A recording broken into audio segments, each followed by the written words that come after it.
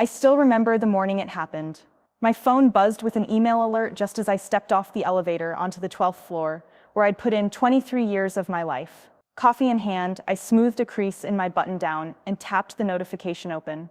Subject: Department Restructuring, from Martin Harrow, CEO. All effective immediately. We are outsourcing the entire Customer Insights department. Transition teams will be on site through Friday. Your last day will be June 30th. Thank you for your service. Regards, Martin.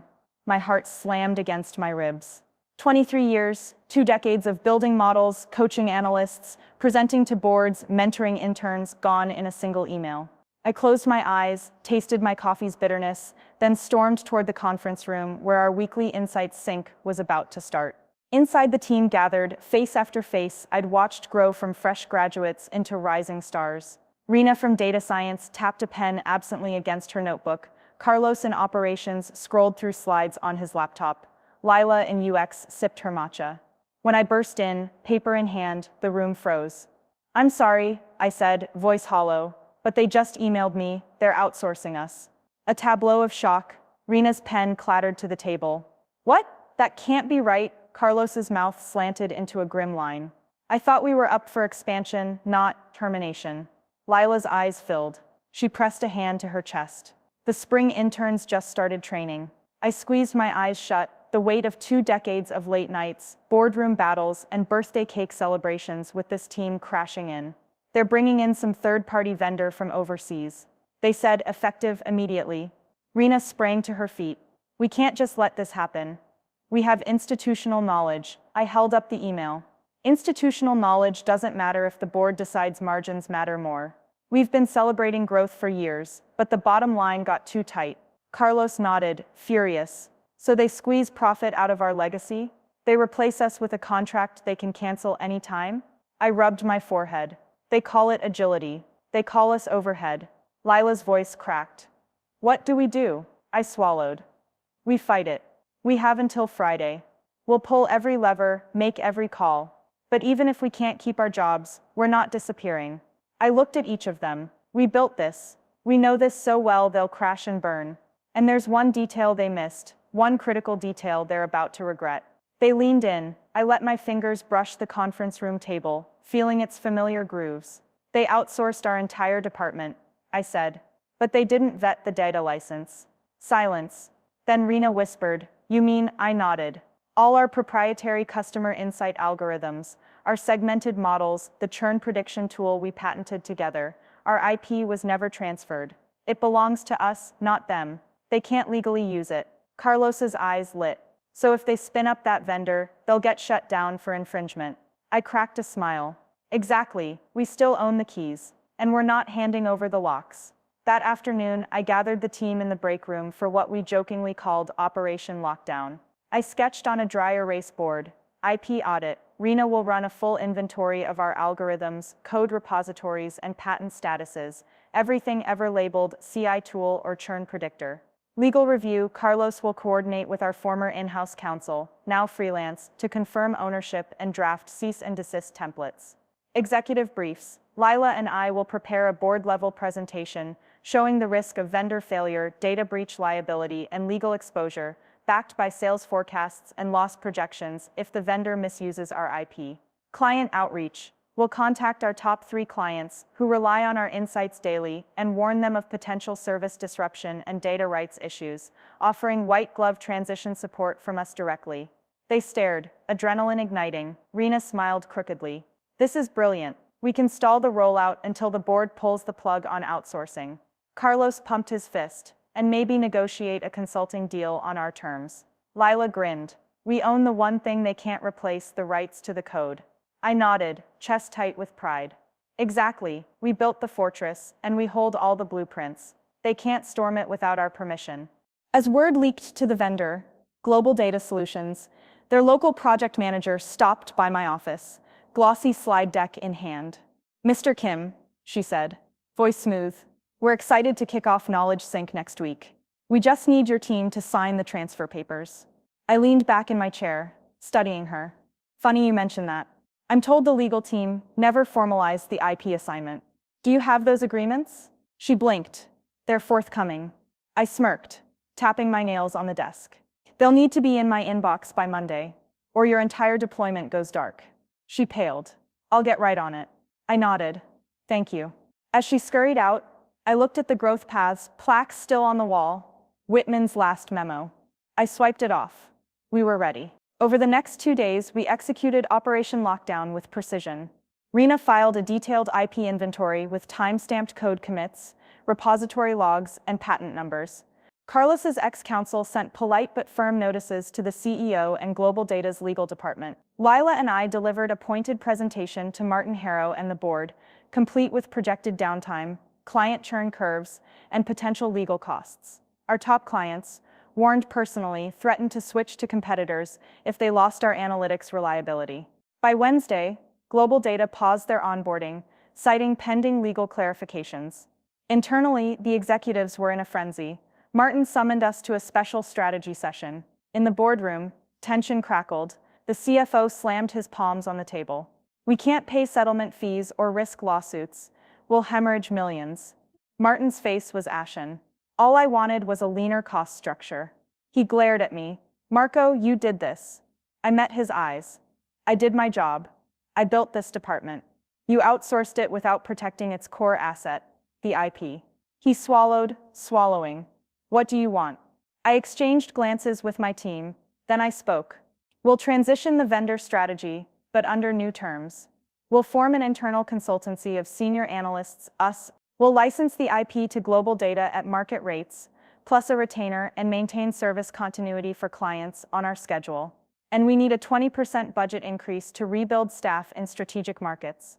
The room exhaled. Martin nodded slowly. Fair enough. 2 months later, the so-called outsourcing debacle was a footnote. The board announced the creation of an Insights Center of Excellence, headed by me as Senior VP. We'd signed a 3-year consulting contract with Global Data Solutions, worth twice the original budget. Client satisfaction soared, as did revenues. And the vendor, grateful for our expertise and the license, publicly credited Sanders' team for seamless delivery. On my first day in the new office, freshly painted, open plan, complete with a pizza wall and coffee bar, I hung a sign by the door. You can outsource a function, but you can't outsource ownership. Beneath it, the old growth paths plaque hung repainted. Ownership is everything. Rena brought me a coffee. Carlos clapped me on the back. Lila slid a chair in beside mine. We toasted with ceramic mugs stamped Operation Lockdown. I sipped, eyes on the bustling floor. Hope and pride pulsed through me. Outsourced? Not quite. Because they'd missed the one critical detail, we still held the keys. And as long as we owned our work, no outsourcing decree could ever dismantle what we built. I arrived at the brand new Insights Center of Excellence on its first morning, coffee in hand, heart pounding with equal parts pride and nerves. The space had been remodeled over the weekend. Glass-walled huddle rooms, whiteboard-painted columns scrawled with hypothesize, validate, iterate, and pods of dual-monitor workstations, preloaded with our analytics stack. Above the entrance, our team's old Naval Grant slogan gleamed in brushed steel. Ownership is everything. Rena, already at her desk, waved me over. We've got an early client call with Continental Auto at 8:30, she said, pulling up the video conference link. Carlos hovered with a sheaf of licensing invoices. Global Data Solutions had sent a credit for the first quarter's royalties, and Lila hovered with a stack of printouts, charts showing churn mitigation since our blackout strategy. I took my seat in the pod and hit start meeting. On screen, Continental's CMO, Linda Strauss, flanked by her VP of Data. Morning, Marco, she said, voice weary but hopeful. We saw the press release, Insights Center Live. We want to renew our contract and upgrade to your premium churn forecaster module. I smiled. We'd be honored. We have a new neural network enhancement releasing next week. Would you like a preview? Linda's eyes lit up.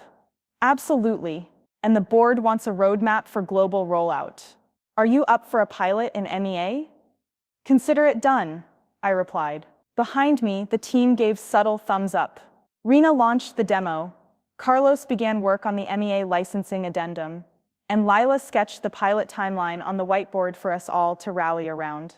We closed the call with applause. Real applause. By mid-morning, the licensing office buzzed. I signed off on contracts worth 7 figures. Global Data's legal team finalized the proprietary IP license agreement, an evergreen deal that guaranteed us 12% of any revenue derived from Merino Predict, our predictive algorithm. I watched the PDF counters tick upward. $120,000, $250,000, $375,000. Cash flow I'd only dreamed of. Around 10 a.m., Martin Harrow, our former CEO, now advisor board chair, popped his head into the center. He looked around, awe in his eyes. "Marco, this is incredible. You turned an outsourcing fiasco into the company's most valuable asset. Bravo." I shook his hand. "Thank you, Martin. Couldn't have done it without the team." I gestured to Rena, Carlos, and Lila, who glowed. He sighed, weary but impressed. "I underestimated you. I underestimated all of you." I clapped him on the shoulder. "We'll keep you updated on the MEA rollout. And the next step? APAC, right?" He nodded. "Yes, let's schedule that planning session." By lunchtime, we'd celebrated with pizza and local craft brews in the break area. Our old war room turned launch lounge. We toasted to ownership and the patent loophole that saved us, to agility and proving that outsourcing without stewardship is folly, to resilience and rebuilding stronger than ever. Carlos raised his can. To the new Insight Center, where our work stays ours. After lunch, I walked past the vendor desk where Global Data staff processed license keys.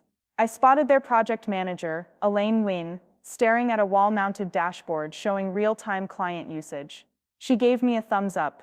"Thanks for saving our launch, Marco." I grinned, happy to advise. That evening, as sunset painted the sky outside, I stayed late in the office to prepare for tomorrow's investor webcast. The CFO had asked me to present our updated P&L projections, factoring in the new licensing streams. I polished my slides, revenue curves arching upward, margin lines smoothing into optimal peaks. Beneath it all, I noted the one metric that mattered most: retention. Our churn rates had fallen under 3%, the lowest in the industry. I saved the deck, stretched, and looked around at the empty terminals.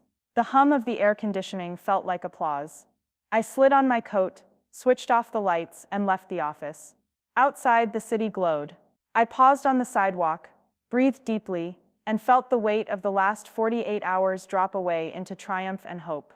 Tomorrow we'd present to investors, kicking off Redstone's next era, one built on open-source collaborations, premium licensing, and a team that owned not just the software but its destiny. Outsourcing had been a threat, but we'd turned it into leverage, transforming deconstruction into a blueprint for growth. And as I walked toward the subway, I realized the critical detail they'd missed. Our singular, stubborn commitment to ownership wasn't just a legal loophole, it was our North Star. No matter what the future held, M&A offers, public listings, or new markets, we'd always know where the power truly lay: in the hands of those who build and protect their work with conviction. I pulled out my phone and sent a group text, "Me great day, team. Tomorrow we show 'em why we never outsourced our hearts. See you at 9. They replied instantly. "Rena, Carlos, let's do this." Lila, "Proud of us." I put the phone away and boarded the train, my pulse steady, my mind alive with possibility. The department might have been outsourced on paper, but in our souls we were home and unstoppable.